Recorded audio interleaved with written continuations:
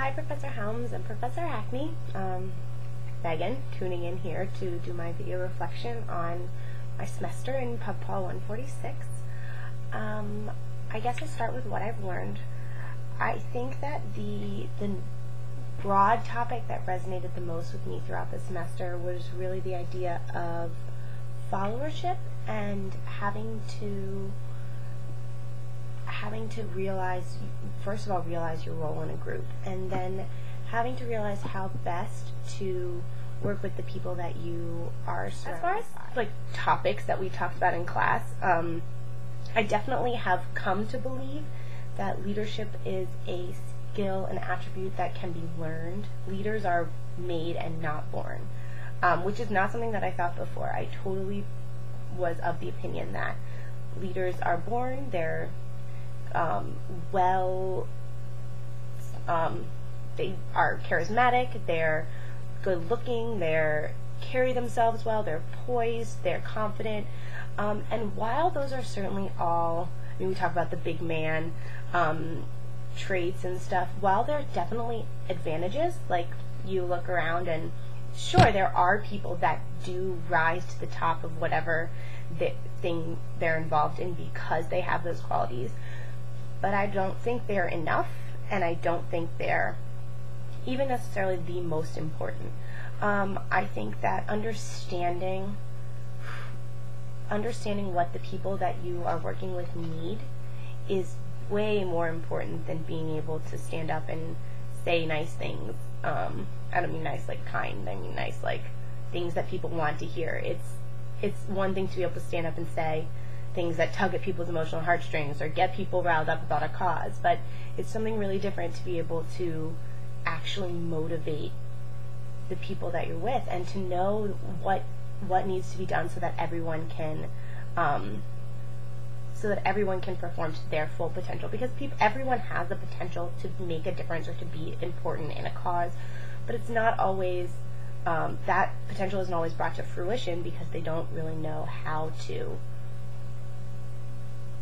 execute that. And so I think having a leader that is able to help people with that is really important, and I think that that's something that you can learn. I firmly believe that the way people work, the way people think, and the things that they respond to is a science. It's something that can be studied and put into action. It's a very real thing. It's not abstract. It's not just a feeling that people have. I think that it's something that you can definitely identify and use. I also really, really, really liked the book that we read. I think that at least in our book, we talked a lot about emotional intelligence. And there was one section that talks about getting on the balcony, and I think that is something that I really took a lot away from, because I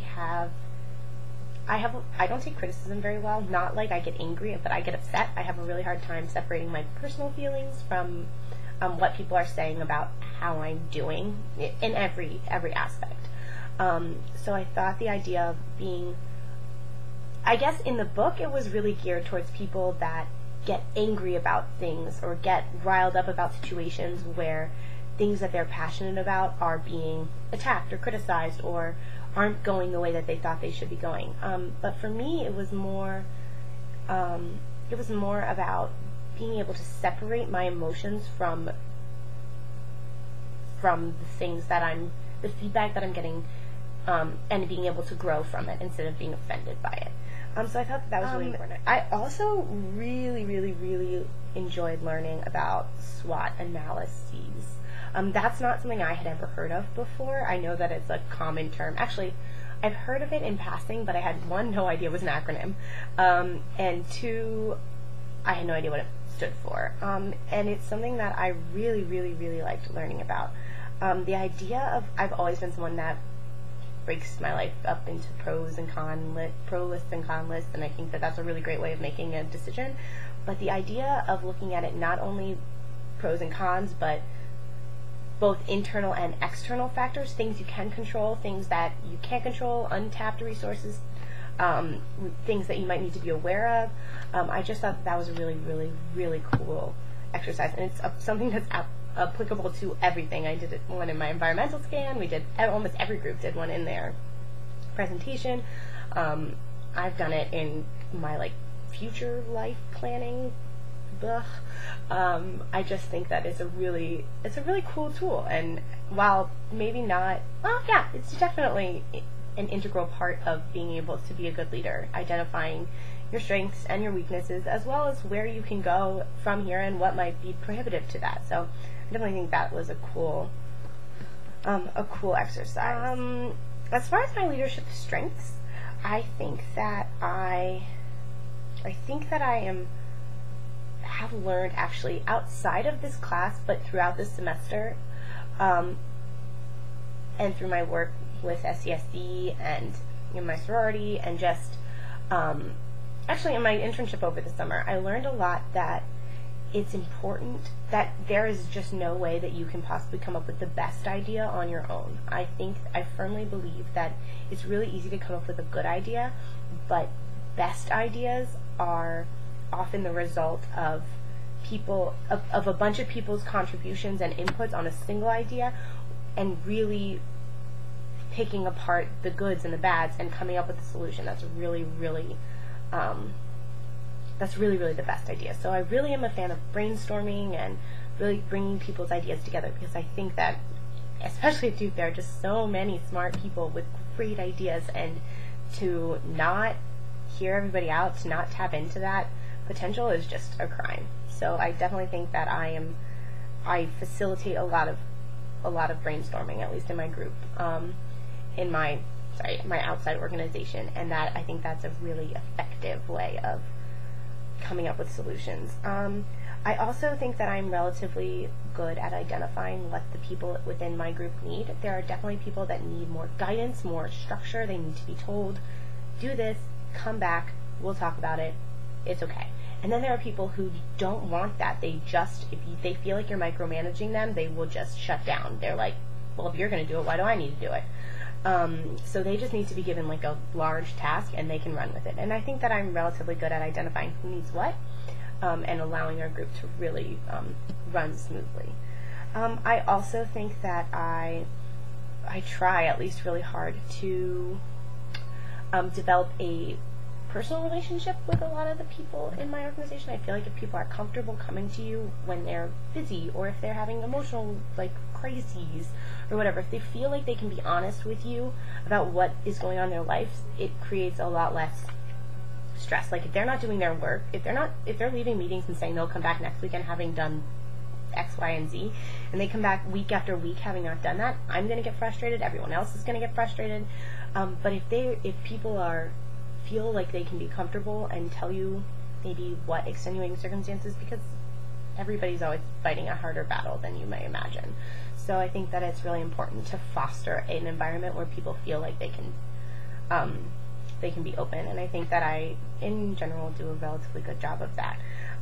That does lead me very well into my weaknesses as a leader, which certainly include not being very willing to play the bad cop. I really, really hate having to play that role. I really don't like it, and sometimes it needs to be done, so I think that I really am not good at that. I think that I spread myself too thin a lot of times. I have a really hard time not overcommitting myself. I like to be involved in things. I like to be active, and so I think that a lot of times I bite off more than I can chew, and that obviously leads to not performing at the best that I could possibly be at something. And it obviously, I suffer because I'm just spread too thin, and the groups that I'm trying to be helpful, they suffer too, so that's definitely a weakness of mine. I think that as far as goals go, what I'd like to do going forward, obviously my overarching goal in everything that I do is to leave behind, is to really foster leadership in a way where you are leaving behind leaders. I think that that is head and shoulders above all other signs of a good leader. If you can leave behind, if you can inspire people and motivate people and really teach them how to be a good leader, I think that you win. That's the goal. That's the game. And I really think that that is the most important thing as a leader, especially in such a when you're in a cycle like college. You're here for 4 years. That's it. You're in and you're out. And when you're leaving, someone new is coming in, and you just, in order to create an organization or a cause or something that is going to outlast your 4 years here is really, I think, a really admirable thing. And obviously that's my ultimate goal, is to create momentum for my organization, my group.